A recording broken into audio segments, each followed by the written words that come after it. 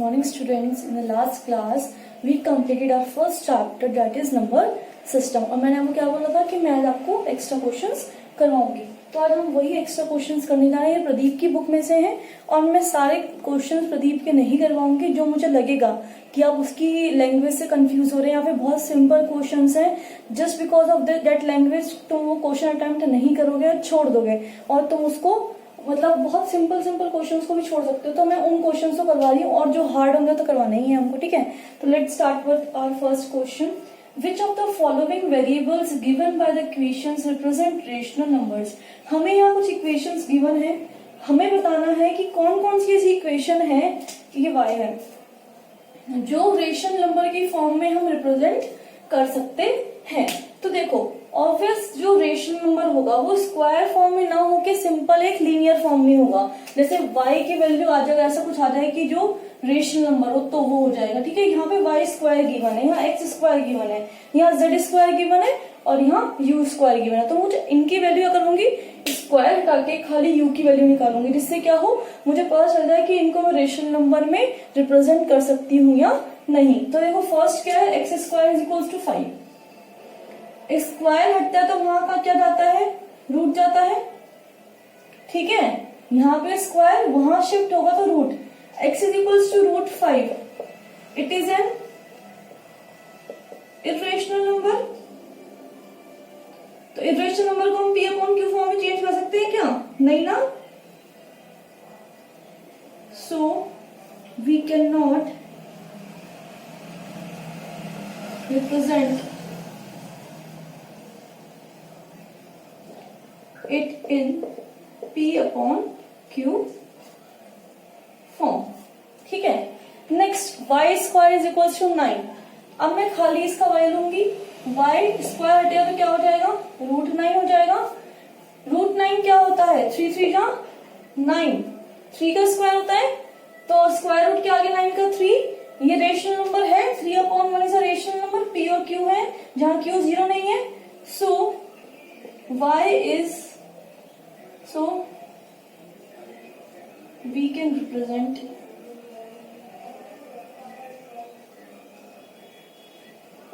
y in the p upon q form. ठीक है, तो इजी है, बस आप सोचते कि कैसे करें, समझ कैसे आएगा, हमको इसलिए मैंने करवा दिया. z square is equal to 0.04. ठीक है, अब देखो z इज इक्वल टू 0.04. मुझे पता है मैं पॉइंट्स को भूल जाऊं और जीरो की कोई वैल्यू नहीं होती. 4 किसका स्क्वायर रूट 2 का होता है और यहाँ 2 पॉइंट्स. देखो हमेशा स्क्वायर रूट से बाहर निकलने के बाद चीजें आधी हो जाती हैं. ठीक है, तो 4 का आधा क्या होता है 2 और यहाँ पे 2 डिजिट से पहले पॉइंट है तो यहाँ पे सिर्फ 1 डिजिट से पहले पॉइंट आ जाएगा. तो z इज इक्वल टू 0.2. और मैंने डेसिमल्स में पढ़ा है जितने पॉइंट होते हैं, जितनी डिजिट से पहले पॉइंट होते हैं उनको नीचे मैं अपॉन में लिख सकते हैं 2/10, क्योंकि एक डिजिट से पहले पॉइंट था तो मैंने अपॉन 10 कर दिया. तो 2/10, 2 1 जा 2, 5 जा 10, 1/5. और अगर मैं 2/10 भी रहने देती फिर भी रेशनल नंबर होता. So yes, we can represent z in the form of z in the p upon q form. ठीक है, अब आया u square is equal to 17/4. u square का मतलब ये हो जाएगा 17/4. अगर मैं अलग करूं रूट 17/√4 इक्वल्स टू रूट 17 का कुछ रूट नहीं होता, 4 का 2 होता है. लेकिन देखो रूट 17 तो क्या है, इरेशनल नंबर. जब हमने इरेशनल नंबर को नंबर लाइन पे शो किया तो उसमें 17 भी आया था. सो वी कैन नॉट, लिख लेना इसमें खुद ही, we can not represent u in the form of in the p upon q form. इसका स्क्रीनशॉट है, नोट डाउन कर लो. बहुत सिंपल क्वेश्चन थे, सिर्फ हमको वैल्यूज निकाली थी, स्क्वायर हटा के सिंपल एक वैल्यू निकाली थी लीनियर में, हमने निकाल दी. हमने देखा कि सिर्फ इसमें कौन कौन से हैं, y और z, जिनको हम p अपॉन q फॉर्म में चेंज कर सकते हैं. बाकी कोई नंबर हम p अपॉन q फॉर्म में चेंज नहीं कर सकते, किसी वेरिएबल को नहीं, यहाँ पे नहीं कर सकते. अब नेक्स्ट क्वेश्चन बुलाऊंगी, वाली ये नोट कर लीजिए.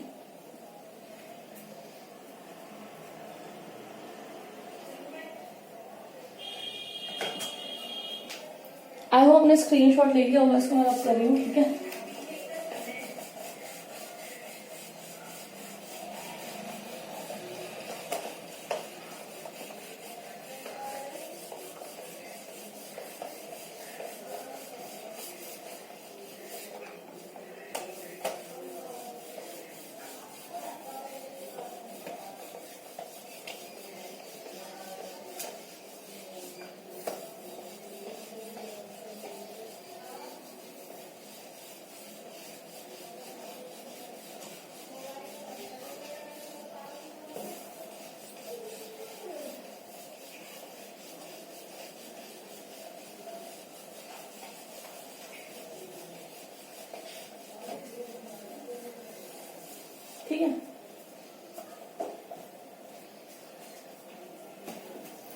Now our next question is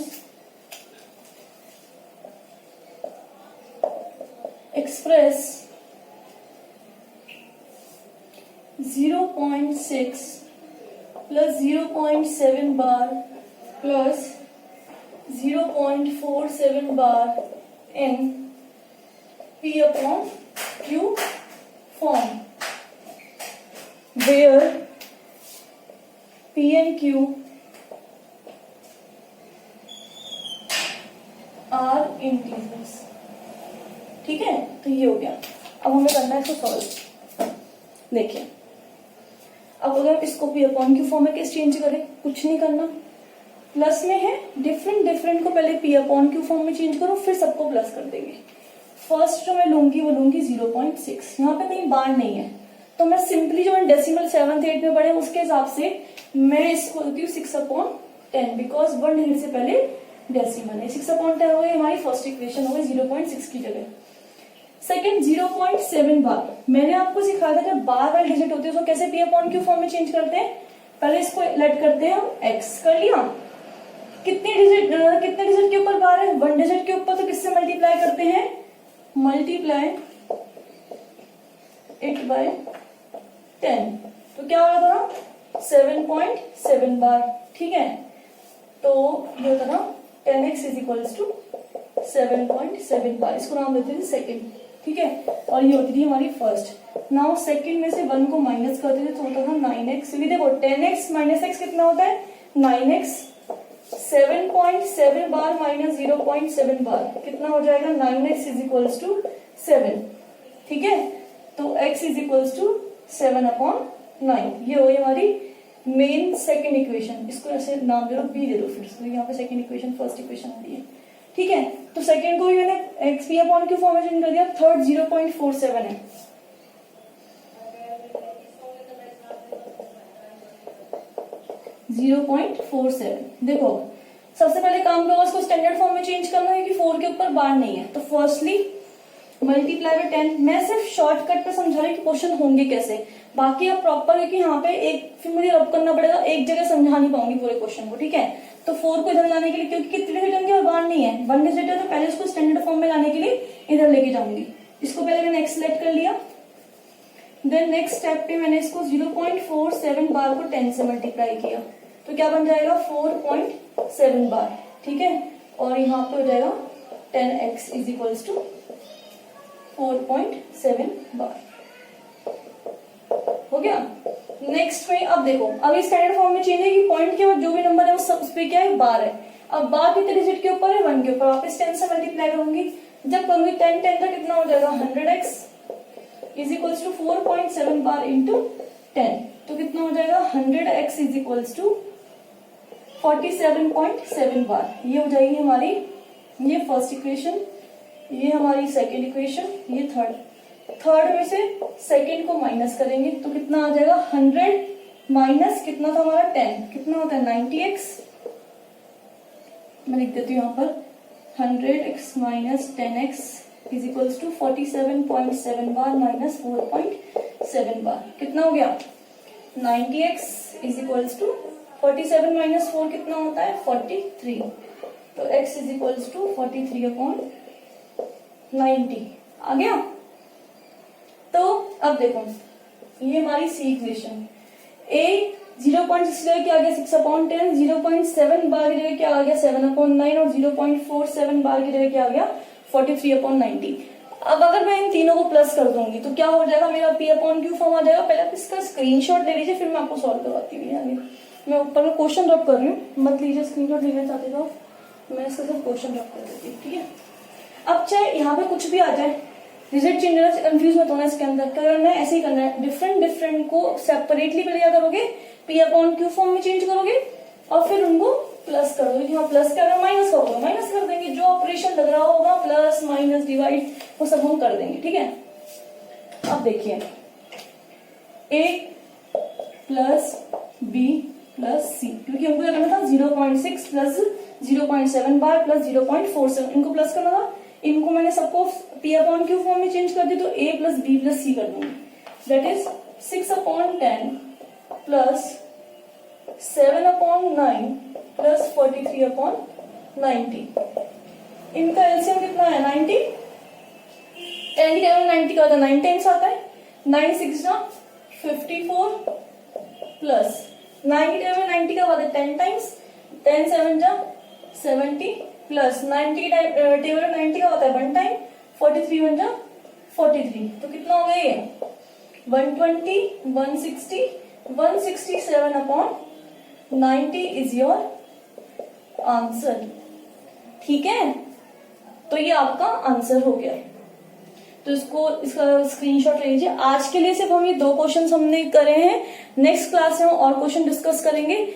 I hope आपको ये क्वेश्चंस क्लियर हो गए होंगे। तो जब भी ऐसे कुछ क्वेश्चन आ जाए उनको इसी तरीके से सॉल्व करना है, चाहे थोड़ा सा कॉम्प्लिकेटेड हो सकता है लेकिन क्वेश्चन होगा इसी तरह से सॉल्व। मैंने क्या बताया था, वो सब कुछ बेसिक चीज है। देखो हमने देखा ना, जैसे अपन ने क्या करा था, बार वाली चीजों को हमने P/Q फॉर्म में चेंज किया था, इसमें वही चीज हमने यूज कर रहे हैं। तो हमने क्या देखा, सब चीजें बेसिक आ रही है, कुछ भी नया नहीं आया। जो एक्स्ट्रा क्वेश्चंस होते हैं उसमें कुछ नया नहीं आता, ऑब्वियस जो हमने एनसीईआरटी में पढ़ा है उसी का बेस इसमें आता है। कि कुछ क्या होता है हाई ऑर्डर थिंकिंग सॉल्यूशन, मतलब इसमें क्या होता है हल्के से क्वेश्चन को घुमा के दे देते हैं, जिससे क्या बच्चे कंफ्यूज हो जाते हैं। और ये हमारा मेन टेस्ट है। अगर हमने बेसिक ढंग से पढ़े हैं तो हमें समझ आता है कि हमें कहाँ पे कैसे अप्लाई करना है। अब मैं तुमको सिखा दूं कि ए फॉर एप्पल है, वो एप्पल है क्या तुम्हें पता ही नहीं, तो तुम अप्लाई कहाँ करोगे। तो वो चीज सेम चीज है कि यहाँ पे तुमने बेसिक सीख ली है, लेकिन बेसिक को अप्लाई कहाँ करना है तुम्हारा टेस्ट यहाँ पे होता है। तो इसलिए मैं तुमको एक्स्ट्रा क्वेश्चन करवाई, तुम्हारी 2 या 3 क्लासेस और जाएंगे एक्स्ट्रा क्वेश्चन में। उसके बाद हम सेकंड चैप्टर अपना स्टार्ट करेंगे। Thank you so much, I hope you will understand.